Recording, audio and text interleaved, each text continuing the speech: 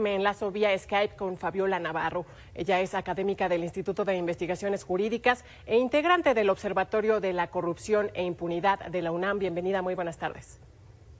Gracias, Tania. Buenas tardes. Fabiola, pues estamos viendo un proceso inédito en donde están involucrando al menos a un expresidente, al expresidente Enrique Peña Nieto. Sin embargo, la pregunta central es, ¿lo vamos a ver ante la justicia y cuáles son los delitos que podrían configurarse? Porque, bueno, pues mucho se está hablando que este tema de delitos electorales pues ya prescribió. Ojalá sí lo veamos llamado a comparecer, porque lo que se nos ha dicho es que esto es un gran caso de corrupción que habría sucedido durante todo lo que duró el sexenio. Hoy todavía no sabemos si van a ser enjuiciados o no, ni siquiera si van a ser llamados.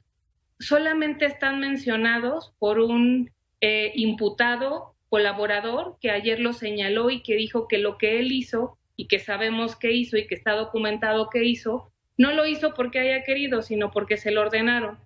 De manera que vamos a tener que ser muy pacientes y esperar, porque a esto le falta todavía mucho. Que el fiscal general de la República haya, bueno, si bien no mencionó nombres, pues sí dio a entender quiénes son los involucrados. ¿Esto afecta el debido proceso? No, lo que dijo fue una síntesis de lo que a su vez dijo el señor Lozoya. Son menciones, habrá que ver si hay pruebas, y hay que recordar que todas las personas en este país tenemos el derecho y la garantía de presunción de inocencia.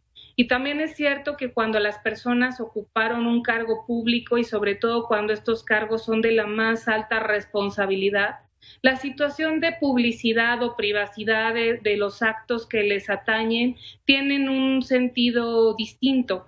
En este caso se trata de asuntos muy relevantes que estarían vinculados con hechos de corrupción, y la Ley General de Transparencia dice que estos asuntos no pueden ser ocultados bajo la reserva de la información. Son asuntos de interés público. De confirmarse lo que se maneja o lo que se ha ventilado en los medios, estaríamos ante una de una utilización sistemática del cargo que habría servido para financiar riquezas y proyectos políticos de manera muy importante.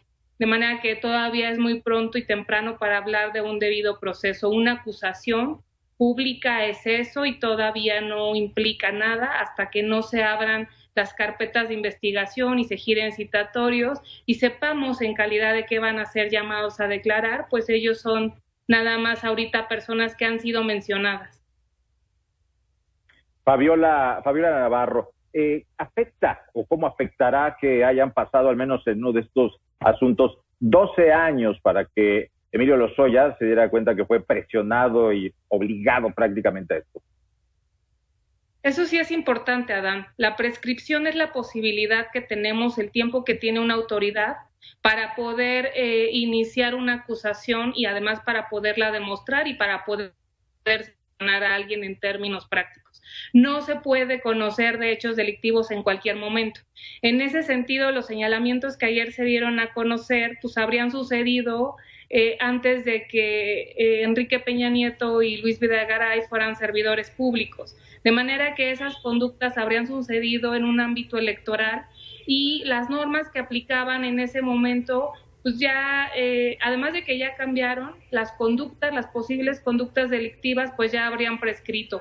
De eso lo relevante es cómo se vincula con su administración ya en el gobierno y cómo esto se traduce en la configuración de otros delitos como uso indebido del cargo, asignación indebida de contratos, enriquecimiento ilícito, cohecho, peculado, etcétera. Y en relación a la tercera acusación, que es a la que vincula, la que se vincula con hechos ilícitos que habrían sucedido en el sexenio que concluyó en el 2012, pues todavía con más razón es difícil pensar que pueda existir todavía algo ahí vivo por lo cual se pueda responsabilizar a alguien.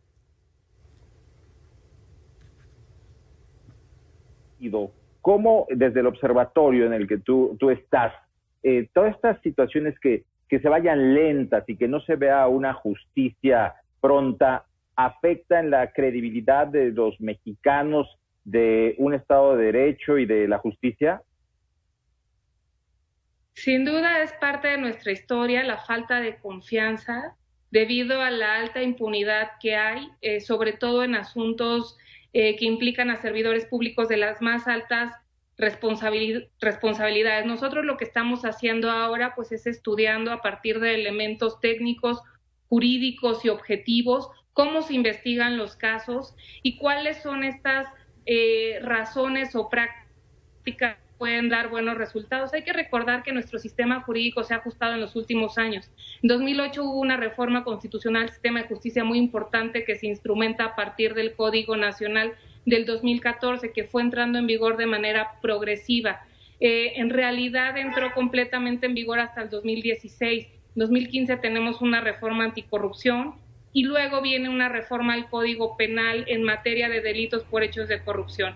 Hay también cambios importantes en la Fiscalía, no es sino hasta el año pasado, 2019, cuando se escinde de la rama del Poder Ejecutivo y se organiza ahora como una figura independiente y autónoma, de manera que sí es necesario ver muchas cosas y tendría que haber un antes y después en cómo se hacían las cosas en materia de asignación de responsabilidades por hechos de corrupción y ahora que tenemos una fiscalía autónoma. Y sí, sin duda esto es importante no solo por los hechos mismos, sino porque va a confirmar o no va a romper con una historia de impunidad. Fabiola, lo dado a conocer ayer por la Fiscalía General de la República, ¿consideras que le alcanzan a Emilio Lozoya para lograr los criterios de oportunidad? Especialmente también porque pues esto establece que no debe afectar el interés público, ¿es así? Así es, yo sostengo, de acuerdo con lo que dice la Constitución y el Código Nacional de Procedimientos Penales, que su caso no es susceptible de beneficio de criterio de oportunidad porque existe una restricción muy clara en el Código Nacional que dice que no se puede aplicar criterios de oportunidad cuando se trata de 3 delitos. Algunos los nomina y otros los agrupa bajo delitos que afectan gravemente el interés público.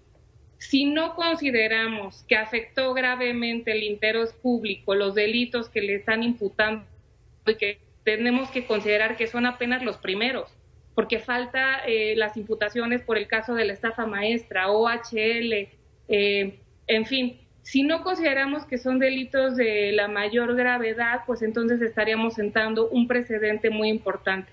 Pero aún suponiendo que se superara esto y que se lograra confirmar judicialmente que no son delitos que afectan gravemente el interés público, es necesario que pasen muchas más otras cosas para que una persona como él pueda beneficiarse con un criterio de oportunidad. Se tienen que iniciar juicios, se tienen que demostrar delitos más graves que los que se le imputan, tiene además que repararse el daño y ahí va a ser muy complejo y va a ser muy interesante al mismo tiempo ver cómo se determina una reparación del daño en un asunto que implicó un uso sistemático de un cargo a lo largo de tantos años y en donde las víctimas de la corrupción somos todas las personas que nos vemos afectadas en la medida en que se desvían los presupuestos de su objetivo al cual se tienen que aplicar. Estamos viendo, Fabiola, que en este caso ha tenido tanta publicidad antes de llegar a un juzgado que el juicio, se corre el riesgo que el juicio lo haga la ciudadanía, lo hagamos los ciudadanos. No, yo creo que justo en un sistema democrático como el nuestro, los actos de quienes ocuparon cargos públicos y sobre todo, insisto, de la más alta responsabilidad, tienen que estar sometidos al escrutinio público. El sistema por el cual apostamos en el 2008, el sistema acusatorio, tiene como uno de sus ejes la publicidad de las audiencias, de tal manera que se logre generar también este ambiente de confianza y podamos ver cómo la justicia arma los casos, asigna responsabilidades. Las sanciones tienen también una función metajurídica, sirven también para hacer pedagogía social. En la medida en que las personas sabemos que hay consecuencias por los actos, posiblemente la gente se pensará más apartarse de lo que dice la norma. El mensaje contrario, pues lo que se convierte es un incentivo. si se vale utilizar los cargos, si se vale empobrecer a una paraestatal o saquear el presupuesto de una dependencia y no pasa nada porque después yo te platico y te cuento algunas cosas que embarran a algunas otras personas, pues el mensaje sin duda creo que es muy negativo. Fabiola, sin duda, pues uno de los aspectos que más ha llamado la atención en este caso de Emilio Lozoya y Odebrecht, pues es lo que tiene que ver pues con los recursos que habrían ingresado a las elecciones, los delitos electorales. Sin embargo, pues ¿cuál es el mensaje aquí en el tema de la corrupción y la impunidad? Que pues es un tema que lamentablemente parece ser que va a quedar impune a menos que se le ataque pues a través de otros delitos. Sí, lo que sucedió en el ámbito electoral, pues ya prácticamente podemos considerar que se queda impune.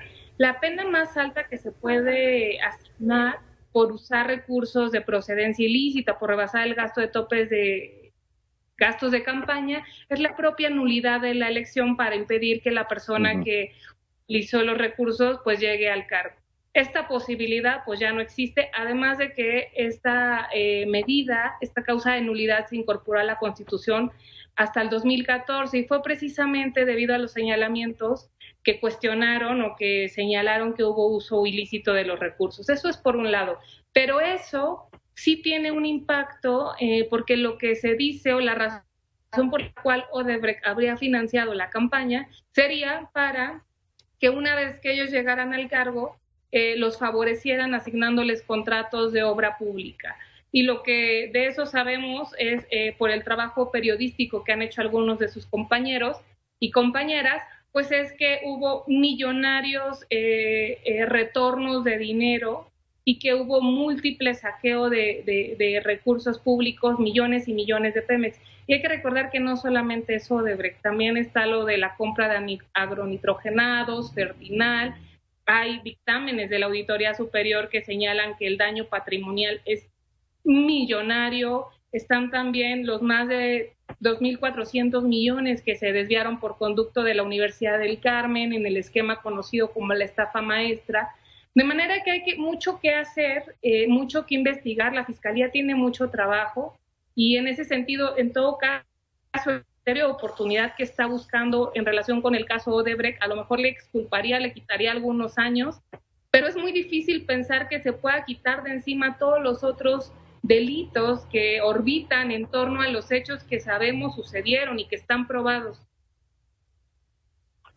Fabiola, ¿estaremos ante el gobierno más corrupto de la historia moderna de México o estamos en un sistema que ya nos permite enterarnos de lo que antes no sabíamos? Pues esa es una discusión en la literatura y en los estudios empíricos. No sabemos si hay más corrupción o hay más transparencia. Lo cierto es que hay muchos datos para suponer que el gobierno siempre se ha utilizado para saquear los recursos públicos y para enriquecer carteras privadas. De otra manera, es bien difícil entender cómo un país con la ubicación geográfica, la que tenemos, la diversidad en todos los sentidos y la riqueza natural, no sea una megapotencia y seamos un país con importantes carencias y enormes desigualdades. Fabiola, ¿esto se vislumbra como un show o como realmente un proceso que sí nos va a llevar a la justicia? Yo como estudiosa de la parte técnica jurídica quiero ser optimista, pensar que efectivamente estamos ante una oportunidad de hacer las cosas diferentes, porque de lo contrario sería demasiado grotesco. Lo cierto también es que no hay que olvidar que estamos en la antesala del inicio de un proceso electoral